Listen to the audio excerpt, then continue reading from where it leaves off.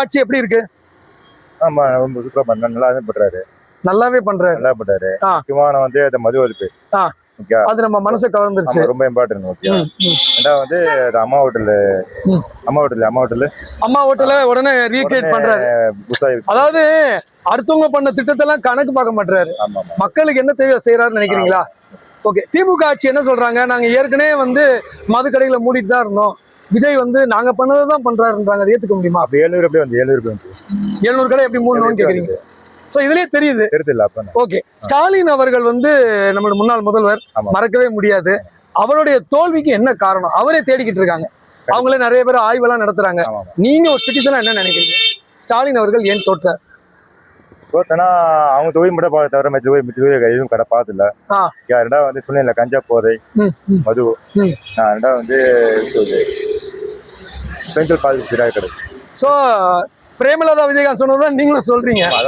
மது பிரச்சனையும் பெண்கள் பாதுகாப்பின்மையும் தான் காரணம், வேற எதுவுமே கிடையாது. இல்ல திமுக ஆட்சியில் என்ன சொல்றாங்கன்னா, ஏதோ மாயாஜாலம், மக்கள் இன்ஸ்டாகிராம் ரீல்ஸை பார்த்து மாத்தி போட்டுட்டாங்க ஓட்ட, குழந்தைங்களெல்லாம் இவர் வந்து விஜய் வந்து எனக்கு ஓட்டு போடு மாமா மாமான்னு சொல்லி ஏமாத்திட்டாரு அப்படின்றாங்க. இதெல்லாம் ஏத்துக்க முடியுதா? குழந்தை சொல்லுவாங்க நம்மளுக்கு தெரியும், எல்லாமே தெரியும்ல. அப்ப வாக்காளர்களை குறைத்து மதிப்பிடுறாங்களோ? அப்படிலாம் கிடையாது.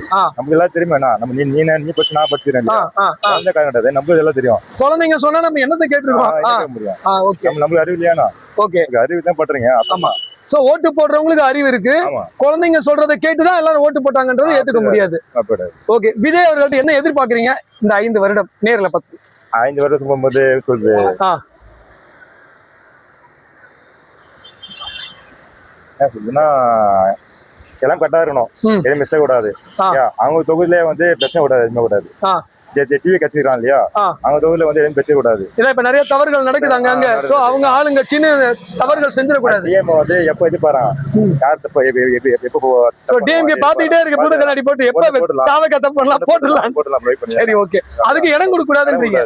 ஓகே, ஃபாலோ பண்ண 5 வருஷம். Okay okay okay. Free code budget அது 5 வருஷம் கடை ஆட்சி பண்ணா கரெக்டா இருக்கும். ஓகே, எந்த பிரச்சனை கூடாது. ஓகே. இப்ப விடுதலை சிறுத்தைகள்லாம் அவங்களுடைய பதவிக்கு வர்ற மாதிரி, அமைச்சரவைக்கு வர்ற மாதிரி எல்லாம் பேச்சு அடிபடுது. கம்யூனிஸ்ட் வந்து அதிமுகவில் வந்து நாங்க வெளியில போயிடுவோன்றாங்க. இந்த மாதிரி பிரச்சனைகள் எல்லாம் விஜய் எப்படி ஃபேஸ் பண்ணுவார் நினைக்கிறீங்க? பேஸ் பண்ணி ஆகணும், ரெடி கிடையாது. ஓகே, பேஸ் பண்ணி ஆகணும். சோ முள் கிரீடம் தான். ஆமா, பேர் தான் கிரீடம். ஆமா, பேஸ் பண்ணி ஆகணும். விஜயோட அந்த தன்னம்பிக்கையை பத்தி உங்களுடைய கருத்து என்ன? அவர் முடியத்தனா கட்ட முடியத்துறாப்பா, இதை மாத்த மாட்டாரு. ஓகே, தவறான பதில் போக மாட்டாரு, கரெக்டான பதில போவாரு. அவரு ஒரு முடிவு எடுத்துட்டா நான் பின்வாங்க மாட்டேன்னு சினிமாவில் சொன்ன டைலாக வாழ்க்கையிலையும் ஃபாலோ பண்றாரு. நன்றிங்க. என் நம்பர் எடுத்துங்க, வாட்ஸ்அப் பண்ணுங்க.